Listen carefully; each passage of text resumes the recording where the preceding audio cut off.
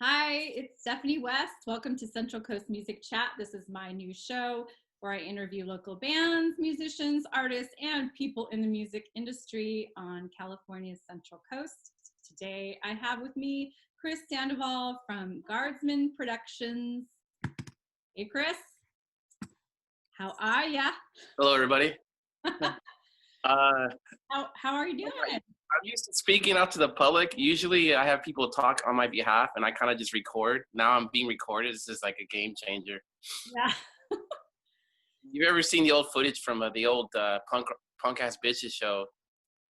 Everybody was being recorded and I was kind of just like not in the frame. I was always doing the recording. Uh-huh. I never really did the talking either. So I didn't know. No, I haven't seen that. Tell me and everybody about that. okay, so I was trying all different ways to promote shows, not just flyers. I'm still doing that today, but we had this one station that kind of catered to like what the kids would listen to, 107.3 New Rock, which doesn't exist anymore. But back in the day, it was like the station outside of like the classic rock station, 93.3. Mm-hmm. So I sent them a message on their advertisement department, and then I ended up getting hooked up. It was kind of costly, but people would come to me constantly like, I heard your ad on the radio. It was only like a minute, but I mean, the word got, which fell into like Tristan was the DJ at the time, and he decided him and some other guy joined forces and came up with this like after hours punk rock show that just featured punk rock music and anything punk rock related, and anything could be said on this show that was just like way against regulations. But since it was like after hours, Okay. So what were the hours FCC. of the show? Do you remember? Uh, Was it I like mean, 2 like a.m.? the subject matters were kind of. It was funny. It was a punk rock show. We talked about everything other than punk rock. I mean, there's some crazy conversation pieces going on. I do have a lot of it recorded. Oh, that's But cool. So when was this? And so what were the hours of the show? It was like after 2 or something, 2 a.m. or something? it would be like, well, supposedly it was a live recording, Mm-hmm. Yeah. but we would come in like what Wednesday it's closed. All the radio stations were like they're out of there except for Tristan, and we would record, but then it would air that Saturday night from 11 to like 2 o'clock in the morning. So nothing was censored. We tried not to cuss as much, but the subject matter was just like Howard Stern material stuff going on there. It was fun, and it was every once in a while I would throw in like, hey, I have this show coming on, and it was like the who's who of punk rock, the musicians, the people that were helping me out at Central Coast, and it was just a good time. I mean, I'll have to start sharing some footage just to get people familiar with it. That'd be great. What time period was this? This is like the 2010, the early 11, 12 time frame. Mm-hmm. So not that I mean, long ago. Well, no. yeah. Cool. So tell me about Guardsmen. When did you start Guardsmen? How long have you been around for? So I've been into music for like my whole life, and when I finally got a license and the job, I was able to go to shows, and this is like the late 90s to early 2000s, and I didn't know about the local scene at all. I was finding myself living in Lompoc, and then eventually I made it to SLO County in, I don't know, 2000. Mm-hmm. So I would commute to LA, Ventura, San Diego, Frisco, everywhere other than the Central Coast, oblivious to Numbskull, what he was doing. But he wasn't having enough shows for me to go. I mean, I was a junkie. I was going to a show like 4 times a week or a month. I mean, a month. I was just constantly on the road. Boom, boom, boom. Yeah. So I kind of grew older, and like it was starting to interfere with my work. I was like, I was calling in sick. I'm not gonna make it today. I'm not feeling well. Usually because I didn't get any sleep because I was commuting that same night to work. By the time I got in the Central Coast, it was time to go to work with maybe like a lapse of 2 or 3 hours, which is not enough sleep for me. No. So I had this bright idea to start putting on shows. I mean, music has always been my thing. So around 2003 era, I started doing like local shows at the Trinity Hall with Santa Barbara County and San Luis Obispo County bands. At the same Trinity Hall, the first major show that I put on was in 2004, and that was with the Addicts and Total Chaos. And then at the time, I was calling myself Central Coast Punks because it was us of the Central Coast of the punk scene, local punk scene. So it only made sense for us to call us that. Mm-hmm. Since 2004, I had been deployed to Egypt, which was a paid vacation, not really a deployment. Yeah. So I came back and I changed the name because fellow guard members were interested in like starting up a club or something like that, but that kind of fell off. But I just kept the name. Not many people. It's weird that people don't know I'm in the service after me talking about it for the last 20 years now, and the name comes from me being a National Guard. Right. And some people ask me, why isn't it Guardsman? Well, because it was multiple people that said they were interested, so hence the men. And I just kept it at that. So that kind of became a thing around 2005. And I was doing shows in Lompoc, Santa Maria, Paso, like all over the Central Coast. And I even ventured off to like this Fresno area, Bakersfield area, LA area. Where'd you do shows in Paso? One of the historical shows was at the Boys and Girls Club. I think Green Ribbon, which is Glenn from Mother F-Bomb. It was a rockin' band back in those days, and they played that show. I think Slow Kids and other bands played that show. The Scurvy Bastards were like the big time band in North County, and I pretty much was my house band outside of Slow Kids. What else? Also, I can't remember, but there was a show at the Tascadero Armory and Masonic Temple or Hall, whatever you want to call it. So that's how I started doing shows. Is like I'd rent out a hall, like a memorial building or whatever, and that would be pricey because they want security, the $1 million insurance. So then I started I went from like all ages, and then I kind of just went straight into like 21 over. So then you got like old Sullivan shows in Santa Maria, you got Johnny shows in Lompoc. I did a bunch of shows in Santa Barbara. Santa Barbara and Slovo became kind of like my two hotspots at one time. And now, recent day, well, because of the coronavirus, I'm kind of like on hiatus like everyone else. But I was covering Santa Rosa, which is way up in Sonoma County, past Frisco. And I saw that you had you were doing TSOL up there, and I had just been to the TSOL show in San Luis. So I was like, oh, it's kind of funny because you've got like the duo, Numbskull and Guardsmen, like both booking TSOL, and I thought that was interesting. But yeah. Well, Landon, the agent of Covert Booking, he deals with promoters all over the state, so he can't rely on just Eddie to put on these shows. He covers a lot of ground, as did I. I didn't cover as much, but now I'm kind of just. At first, I wanted to just stick to the Central Coast, but my friend Fury of Resilience, he was saying that I used to book up there before around 2011, 2012, and I knew that there was a scene there. And it kind of, since I went out of there, it was just like local bands playing for the most part. And the Phoenix Theater is like an epic venue from, like, I don't know, I would say like 80s, like Slayer played there before, and Devo and other bands played there at the Phoenix. And it's like Ventura Theater, but older and up north. So he's like, dude, you should bring some shows back over here. And I had done so just before the pandemic hit. And TSLO was just around when the public is catching wind about this coronavirus, and they're saying that shows shouldn't be beyond 300 people. And I'm like, oops. Because that TSLO show I had in Santa Rosa was just phenomenal. Was it? Yeah. And I think the last show that I had there was Guttermouth, which also played in the Central Coast.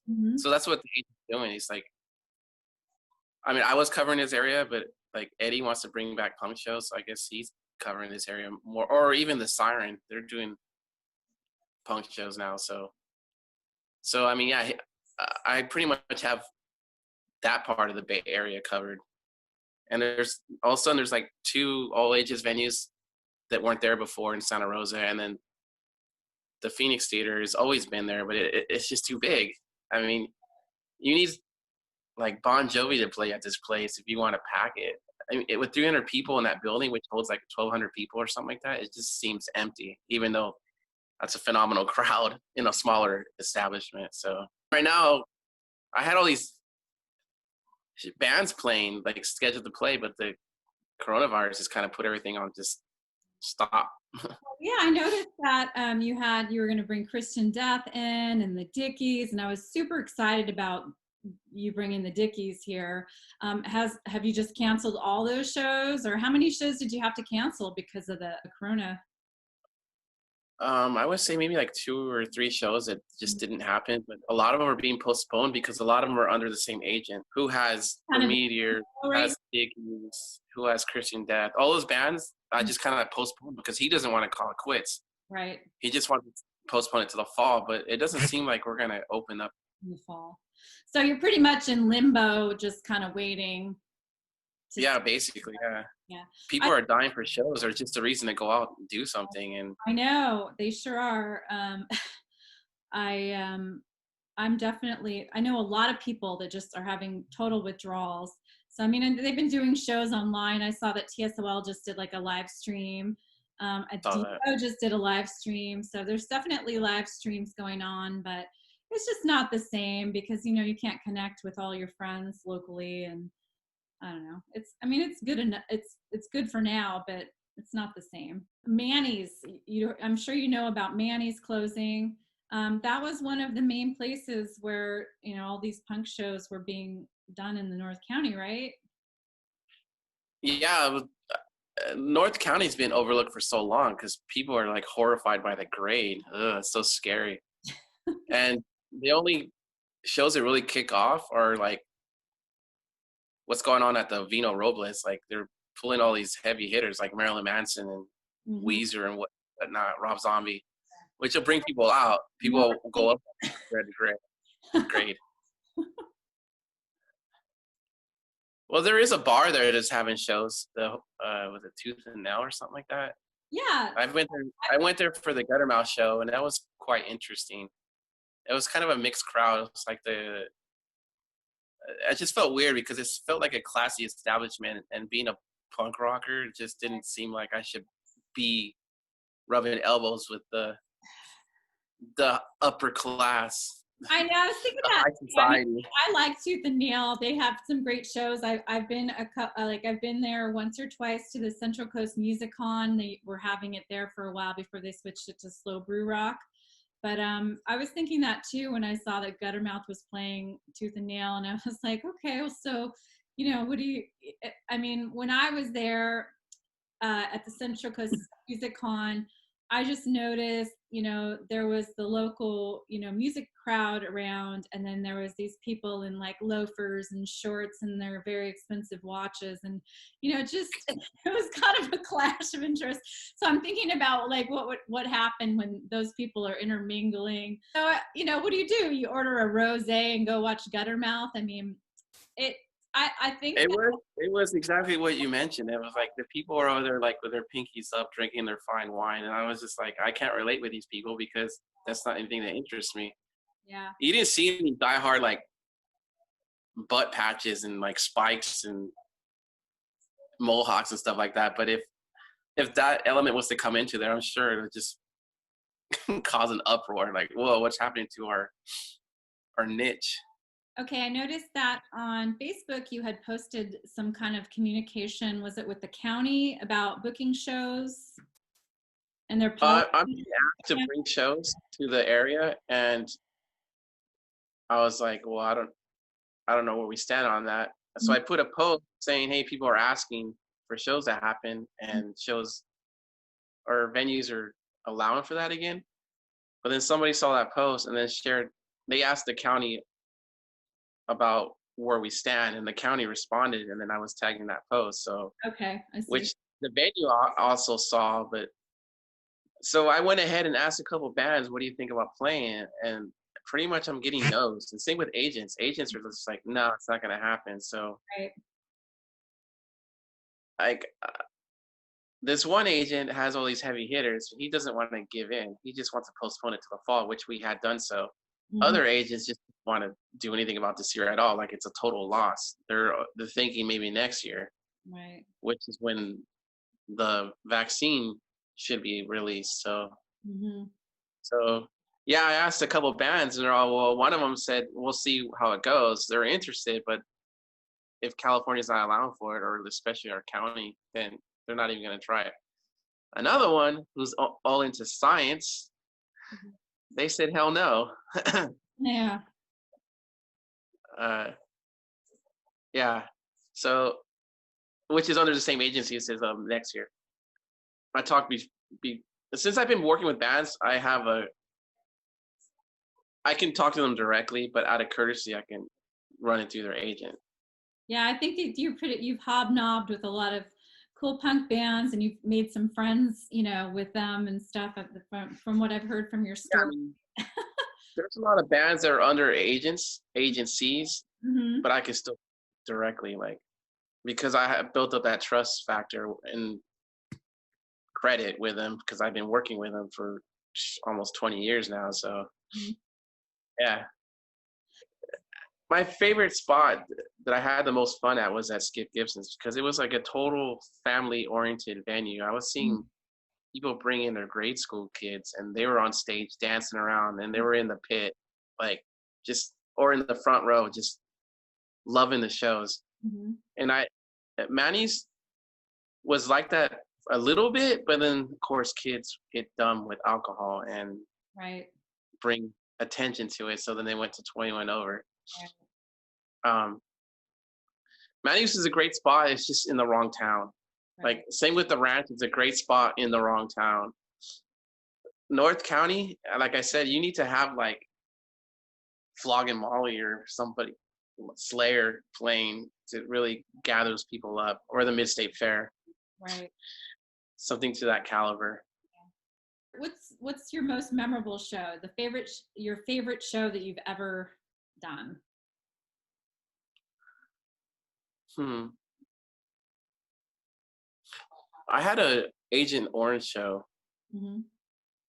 in two spots. One was at the Gilman, which is pretty epic. That's an epic venue up in the Bay Area. And Berkeley. then one at the Phoenix Theater in Petaluma. Mhm. What was memorable of the Gilman show was the girlfriend that I had at the time had passed away Mhm. on the day of the show that was happening. That was to be scheduled at the Gilman, and people. I always let my life be publicly known on Facebook, Mhm. and people were thinking that the show was going to be canceled because I would be too distraught Mhm. to continue with the shows. But uh, the fans didn't deserve that. The bands didn't deserve that, and it was a way of me not just focusing on my own depression. So I kind of kept my mind busy. And then Mike Palm, the singer of Agent Orange, goes on stage and he goes, "This one goes out to Chris, Too Young to Die." He was really dedicating it to Helen, who was a big uh, contributor to the scene in the Central Coast alongside of me. She was always the door girl way back in 2010, 11, 12. So I remember that because it was personal and it was emotional, and people respect what's going on in my life. And yeah, Agent Orange is like a band that I see like all the time. Like I'll Mhm. go to punk rock bowling and they'll be setting up. I'll help them bring in their equipment and I'll help them take their equipment back. And I was on military duty in Texas, Mhm. and I look at the who do you know, or who around you is around you. Like who do you know that's around you? Like the whole stalker app on Facebook, like who's nearby. And it said Mike Palm. I'm like, why the hell is Mike Palm? I put a post. Why the hell is Mike Palm like in the same area that I'm in? And then one of them goes, I think they're on tour. And then like not even 10 minutes later, Perry, the bass player, is like, I got you on the list, you and plus one. I'm like, well, I didn't make that announcement to Yeah. get a bonus out of it, but awesome. I get to see friends Mhm. in way out of my area. So there I was. And it's just crazy that musicians who've been traveling for decades are so interested in what's going on in my life. Like I'm some kind of superstar. When in my eyes, I see superstars because I can totally like your music touches me, and it had been doing so since I was a kid. Well, kid of like I was into the metal scene, and Nirvana kind of introduced me to the punk scene. So my love of punk rock wasn't until like after '94, so or before '94, like the '90s. So yeah, and I don't know. It's just weird for me to have a band like my post. Like I'm someone special when It does feel good when bands acknowledge and appreciate you as a fan, and then or when they talk to you and you're just like, wow, they're just an everyday person and they do appreciate their fans, because that's what that's why they're doing it, besides their love for music. you know so I think that they do notice who keeps showing up at their shows and liking their posts, and they appreciate it. And it's like-minded people. It's like their tribe. that's one thing I've noticed is with a lot of the bands that I talk to, Mhm. just on a personal level, it's not about music, just holding a conversation about whatever subject matter. And they're usually just down to earth people, like someone that could be your neighbor and stuff like that. They don't really have that ego, like, oh, get away from me. You're beneath me. Well, some of them Um, do, but it's pretty rare. so I'm at punk rock bowling, and Fat Mike is bowling there. And I go up to him and I go, hey, how do I go about booking you guys? It's been forever since you guys been through here. And he just kind of he acknowledges I'm talking to him, but then all he does is go talk to that guy, which was their agent. Mhm. So he walked away. There's been multiple times where Fat Mike kind of acted like, don't bother me. I don't need to be bothered by. I don't know who you are. You're insignificant. Yeah. And yeah, that bothered me. I was like, oh, wow, I'm a fan It's kind of and rude. you're going to treat me like, It's always yeah, a really big disappointment when you meet someone that you're really into and they're just kind of, dismiss what you're saying, and it's disappointing. Or you find out they're a giant asshole in real life. But I would say there's the one person that I thought would be a total douchebag was Lars Frederiksen. So I was invited to a show. It was one of the club shows in Vegas, and it was Lars. It was Lars Frederiksen, but it was the Old Firm Casuals. It's like his side project away from Rancid. And he comes off stage and he's standing in the crowd watching the other bands play. And I go up to him. I'm thinking, okay, this guy's gonna be a total prima donna. Mhm. And he's talking to me. I'm not talking to him, but he's responding back, but not in an asshole way. He's actually listening to what I'm saying and continuing the conversation. So I ask him, how do I go about booking you guys? The one I just saw, not Rancid. That's way above my caliber. He goes, he points at himself. Oh, really? I go from you directly? And I'm like, wow. And then I asked for a photo and he was all about it. Like he was very personal. And I'm like, wow. Because whenever I see him on stage, he always seems like he has an attitude, like I'm a badass attitude. But in person, he was talking to me. And then many years later, I ran into him at some bar in Oakland. I'm like, hey, I like that. And they played again, like 10 years after I saw him the first time in Vegas. I'm all, still want to book you guys. And he gives me their agent's info. So I'm like, he was kind of running out. I'm handing flyers out for shows up north. So Oakland is like maybe half hour, 45 minutes away from where I'm booking at. So if I can bring all these areas to this one area, hey, it's going to be a great show. And it was for the TSLO show. So I'm handing flyers out and someone's run out the door and I didn't know at first what it was who I handed a flyer to. And then he walks away. I'm like, oh shit, that was Lars Frederiksen. Good. I expect Lars to be at my show then. But then I went after him, like talked to him about booking shows, and he's all spelling out the agency's email. I'm like, okay, cool. So yeah, I mean, you're kind of notorious for handing out paper flyers, which is kind of old school, right? I mean, you don't see that too much anymore. I mean, you saw that a lot in the 90s. It seems like everyone relies on social media now, like to get the word out. Like word of mouth is one thing, but like I said, I try to use all the different avenues. I was using radio, flyers. Mm-hmm. Oh, so I had some instances about flying. I was at a local establishment. Mm-hmm. I'm doing my usual flyering, and the security guard asked for a flyer, so I handed him a flyer. He didn't think anything of it. And then the cop shows up, and he stands right next to the security guard, not paying me any attention. They're talking to each other. I'm handing out the flyers, at the end of the night, because I don't go inside and hand out flyers because people have issues about that. So I'm handing flyers out. Some old guy on a cane's like, "What's this?" I'm all, "It's a flyer."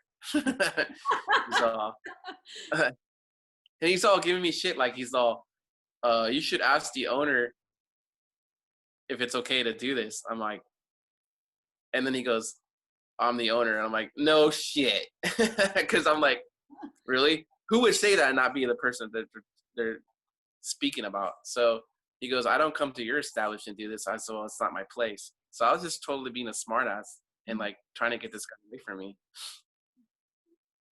And I go, I went. Oh, the reason he said this because I didn't go inside. I'm outside here, the public area. It's free game. There's no signs that says no soliciting or anything. Yeah. And So if you don't want me here, I mean, the police are not being here. It's public territory. Like I'm not in an establishment. You can't make me go away. So he goes away annoyed, and I'm looking at the cop the whole time, like looking at me. I'm like, if you got an issue, I don't think they didn't have an issue, so I don't care. I don't really care what you say.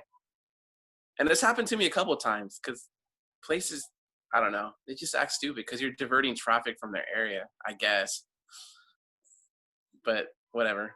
There's no signs. It's not against the law to be on the public sidewalk, right. handing stuff out. Yeah, well, I've yeah. found so many good shows by flyers, you know.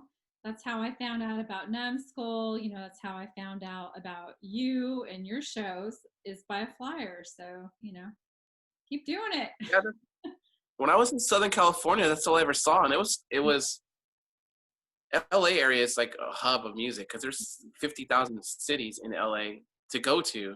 And all those different flyers of different establishments were just coming to you direct. And you were getting like 20 flyers by the time you're walking out from the front door to your car. It's just like, So you have all that time to think, oh, well, damn, I want to go to this one. I want to go to this one. I want to go to this one. So that's why I found myself going to SoCal so often. And I was like, you know what? How about we bring that stuff up here? What I want to see down there, how about we bring it up here? And I've been doing that for almost 20 years now. And I don't know, a lot of the bands I cover I've been working with forever, but there's always some new ones being thrown in, stuff like that. So I don't know. I love music and people love music. And now there's a definite demand for it because it's been gone in hiatus for so long. So it's a matter of time. Granted, you know, they really did. They took it for granted. Like a lot of artists and musicians they get taken for granted. But it's like them who provide entertainment. You know, I talked about this with another interview. It's like anything you watch on TV and listen to on the radio, it's all this stuff that's keeping you entertained during quarantine is all created by artists. So yeah, it's just hopefully there'll be a big comeback and I think there will be. I mean, because I think people are really hungry to get back in the scene, and they have a new kind of appreciation for it because they haven't been out in so long. So hopefully they'll be back at your shows in greater numbers. Yeah, this one establishment was talking about how when they do allow for shows, it would be like a limited amount of people. And I was like, the thing is, I think a local band is going to be able to draw like that amount alone just because people just want to see music. Mm-hmm. So you can't be like, well, we're only allowing for 50 people and you need like 100 people to pay off the closing band. That's just like, yeah, it's too hard. That's not worth jumping into. So yeah, I mean, I had to explain that. It's like, I'll probably wait till like there is no factors to worry about, no cutoffs or whatnot. Mm-hmm.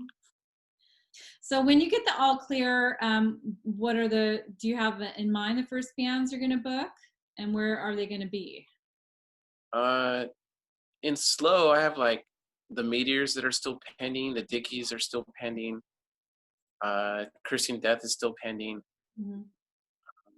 Up north, same bands, because just like before when I was doing shows in Slow and Santa Barbara, those are my two spots, so I'd have the same identical show. Mm-hmm. So yeah, those Christian Death was the only show happening in the Central Coast. He didn't give me another date, but the Meteors was is supposed to happen in both locations. Mm-hmm.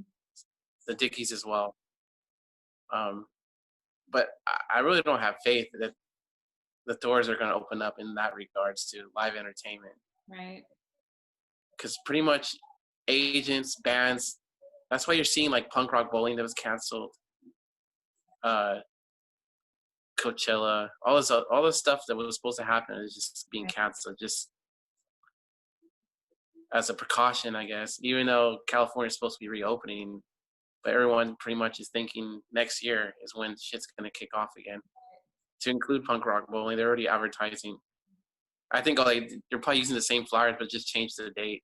Right. I don't know. So I mean, if we get the all clear and everyone's doing it, then I guess I follow suit. But I don't want to be doing something that's going to put people in jeopardy. I don't want to be remembered for getting people sick or dying. It leads back to the show. Mm-hmm. I mean, the bands understand. They get it. No, I haven't seen any of them like bitch and complain. I think the Reverend Hortons, he said like, show's going to happen regardless of what. But I don't think it's up to the bands as much as the venue are like under the governor's control. Right. Because if they try to do something, they're just going to shut them down. And I'd rather not have that attention brought on to me or the establishment or the band. You don't want the bands traveling to just not play at all. That sucks. Yeah. But so everyone's being extra cautious and smart about it, I guess. Yeah, I mean, rightly so. It'll pick back up, I think, and I'm hoping that it just kind of is a little bit a pumped up version of what it used to be. So that might be good for you in the future. Yeah. Well, I mean, I had some heavy shows that would have brought people out anyway. Because when's the last time the Meteors played anywhere near us? I think, if anything, down south, like hours away. And I've been listening to them since forever. They kind of dabble into the punk rock scene because I wouldn't say they're just a rockabilly band or a psychobilly band. I think it would definitely draw from both genres and stuff like that. Because rockabilly is not really all that popular unless you're like horror pops, which had been playing before the virus hit, and then I guess they stopped altogether because everyone else did. Like Slow would have the same three bands play: horror pops, necromantics, and Tiger Army. Mm-hmm. One by one, they just stopped coming. I think Necromantics was like one of the last ones to not come anymore. But for some reason, people love the Coffin Cats. Like, I never had a bad show with the Coffin Cats. Like, I guess they just love their energy, and they're definitely showmen. So yeah, I mean, it's kind of kitschy, and everybody loves that. Yeah. Well, Chris, it's been really awesome talking to you, and I appreciate you taking the time, and thanks for all the hard work that you've done over, like almost 20 years in the scene. Yeah, time flies. Like 2003, I've been in the service since 96, so everything is just flying all together, and they kind of intertwine with each other. So yeah, I have a love for my country, therefore I served it, and I love music. So yeah, I never picked up an instrument, but I had to be involved somehow, and this is my way of giving back to my community. So thanks for all the years of great shows, and thanks for your service to us in the United States. We appreciate that too, and hopefully we'll talk soon. I can't wait to go to your next show and see which one that is. Yeah, whichever one that might be. Yeah. Time will tell. Well, maybe see Well, it's been a pleasure. Thank you for inviting. Yeah, take care.